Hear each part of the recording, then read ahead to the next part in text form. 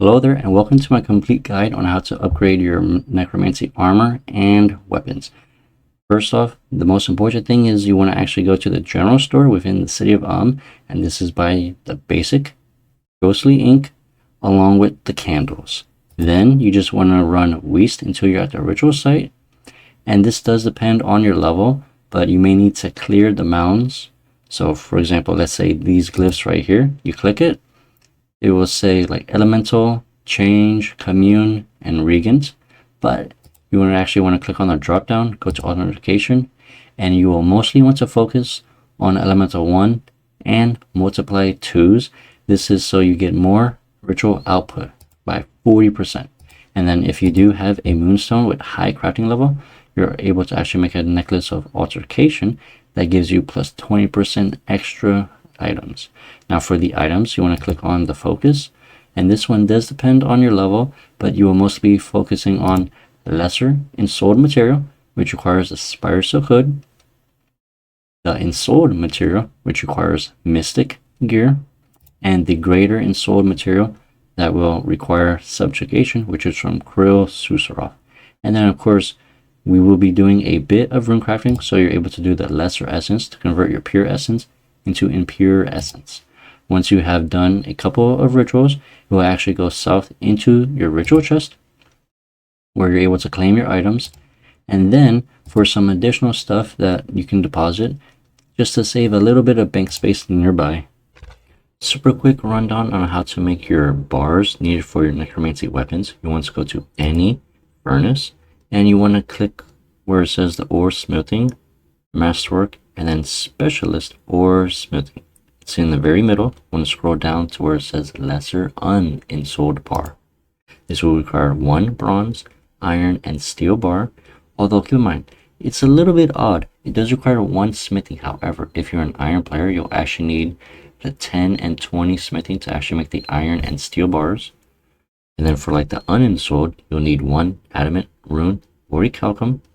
And then for the greater unensouled bars, you'll need 1 necro bar and then 1 bane bar.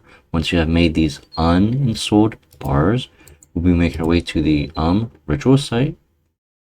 You want to click on the pedestal with them in your inventory, or you're able to add it to the storage chest. Let's say you want to make the greater bars. You want to go to the greater ensouled material. This will convert your unensouled bar to greater ensouled bar. Same thing goes for like the lesser bar. You want to go to the lesser ensouled material for that type of bar. Players want you to upgrade their armor and weapons. You want to speak to Kili every 10 necromancy levels. The first task would be to kill 5 chickens. Then you want to kill 25 trolls once you have 30 necromancy. As for the meat pie for tier 40, you can easily get this by the Shears Village pub. Speak to the bartender and he'll sell this for 16 coins. For the 50 task, you will need to have completed the Morgues Flippers minigame, which does require 32 Slayer, and for the apple pie, you're easily able to get all ingredients from the recipe for disaster. Now for the tier 60, you'll need a garden pie and an Anku agitator, which the NPC will give you it. You want to use the agitator on the Anku, and on the 10th Anku, it will spawn an elite version. You want to be very careful as this is very dangerous. Now, players wanting to upgrade their armor and weapons from 70, 80, and 90, you have 2 different routes, and I highly suggest players to do the tank route as that will be easier. Make your weapons to whatever tier, then do the power route. The first one will be barrows, and then for the power route, it will be 5 giant moles and 5 Calphite queens. For the tier 80, you will need to do Gower Dungeon 1, so this is locked behind 70 health, agility, range, and strength. Now, luckily, the power set for this one is next, so you really want to pick up those frozen keys that you have gotten, and you also want 60 summoning to kill the Queen Black Dragon. Lastly, this will be the most difficult, and that will be the tier 90 set that requires players to get 80 attack, strength, range, prayer, magic, so that you're able to do all the Gower Dungeon 2 bosses. Then, for the power set, you want to kill either Virago, Telos, which is by far the easiest, or Solak, which, good luck, that's extremely difficult. And then you also want to do one Elite Dungeon 3 run, but keep in mind, you cannot use a Death Touch chart. Your buddies can, and it will count as if you killed it. And then lastly, you'll want a greater ensouled cloth from Araxor. This can be done with any style, although you will need to bring the greater cloth with you. After you have defeated the boss, use the cloth on Araxor. The amount of bars needed to make your weapons from tier 20 all the way to tier 50, you'll need 14 lesser ensouled bars.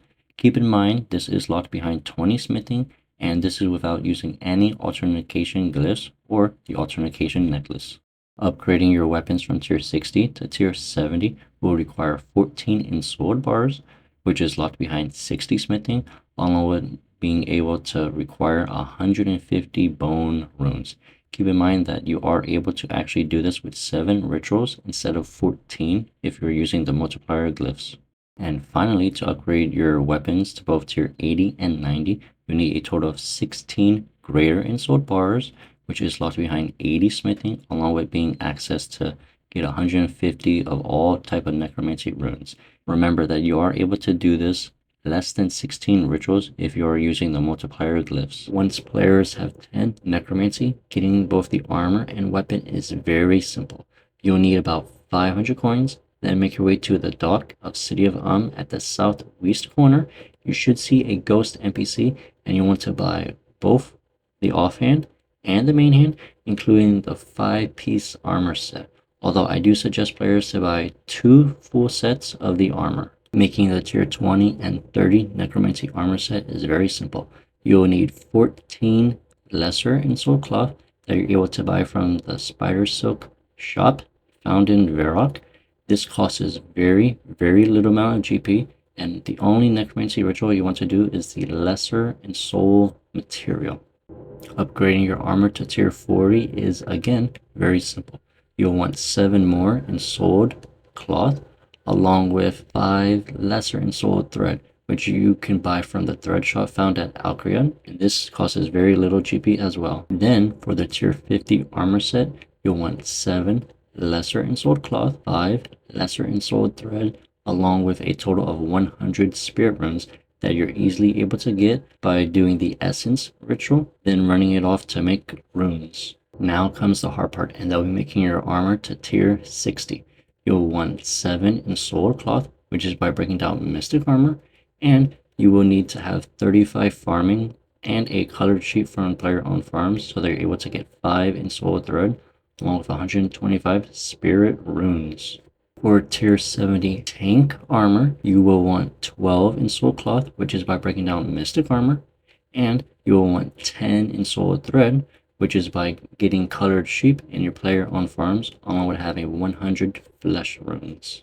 For tier 80 tank armor set, players will need to break down subjugation armor from Krill Susaroff, so that you're able to get a total of 7 greater ensouled threads, and you will also need the Algarian thread, which is buyable from the north of Uglog. You will need 5 thread and 125 flesh runes. Finally, for the tier 90 tank armor set, you will need to break down subjugation pieces, so you have a total of 12 greater ensouled cloth, along going back to Uglog, so that you're able to make 10 greater ensouled thread. And then finally, you will need to craft and use 100 of all 4 type of necromancy runes. To make the tier 70 DPS armor set, players will need 12 ensouled cloth, which is breaking down mystic armor, and you also need 10 ensouled thread, which is from player owned farms, along with having 100 bone runes and 5 harmonic plates. To make the tier 80 DPS armor set, players will need to kill Krill Susaroff, break down his armor until you get 7 greater ensouled cloth, along with heading to north of Uglog, buying the thread from the NPC until you get 5 greater ensouled thread, along with bringing 125 miasma runes and 10 harmonic plates, which are dropped from Hermot, the Spirit of War boss. For the tier 90 DPS armor set, players will need 12 greater ensouled cloth, which is by breaking down subjugation pieces, along with having 10 greater ensouled cloths, which is by breaking down the Algarian thread that can be found at the NPC north of the Ugla lodestone, along with having all necro runes, 125 of each, 15 harmonic plate bodies. And lastly, the tier 95 DPS armor set, which will be Razia, the first Necromancy. You will need to defeat this boss, although it is locked behind Alpha versus Omega. And including the armor and both weapons, it has a drop rate out of 1 out of 640 or 1 out of 632 if you are using a tier 4 luck ring, with a 1 out of 1500 drop rate for the pet. Thank you all so much for watching this, and enjoy the rest of your day. Don't forget to like, subscribe, or comment down below any video suggestions or questions you have, and I will try to answer them. And enjoy the rest of your day.